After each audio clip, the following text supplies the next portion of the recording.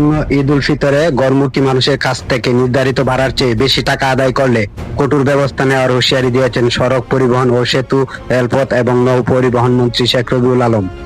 তিনি বলেন, বেশি ভাড়া নেওয়ার অভিযোগ পেলে প্রয়োজনে সংশ্লিষ্ট বাসের রুট পারমিট বাতিল করা হবে। বৃহস্পতিবার 5 মার্চ সচিবালয়ে সড়ক পরিবহন ও মহাসড়ক বিভাগের সভাকক্ষে আসন্ন ঈদযাত্রা নিরাপদ ও নির্বিঘ্ন করার প্রস্তুতিমূলক সভা শেষে মন্ত্রী সাংবাদিকদের এসব কথা জানান।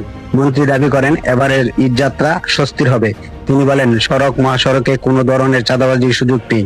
চাঁদাবাজি বন্ধে কঠোর নজরদারি থাকবে। ঈদে গণমুখী মানুষের যাত্রা সহজ করতে সব ধরনের প্রস্তুতি নেওয়া হচ্ছে বলে তিনি জানান।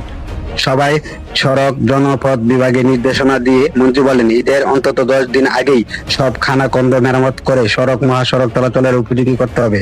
এছাড়া হাইওয়ে শৃঙ্খলা বজায় রাখতে মহাসড়কের পাশে কোনো অস্থায়ী দোকান বসানো যাবে না। মন্ত্রী আরো জানান, সড়ক ফিটনেস বিহীন কোনো যানবাহন চলতে দেওয়া হবে না। নিত্য প্রয়োজনীয় ও পচনশীল পণ্য ছাড়া অন্য সব বাড়ি যানবাহন ঈদের সময় সড়কে চলাচল বন্ধ থাকবে। বন্দরের পণ্য খালাসের ক্ষেত্রে একই নিয়ম প্রযোজ্য হবে।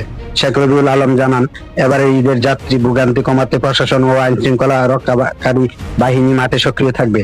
ভাড়া নৈরাজ্য ঠেকাতে নিয়মিত তদারকি করা হবে এবং জনস্বার্থে কোনো ছাড় দেওয়া হবে না।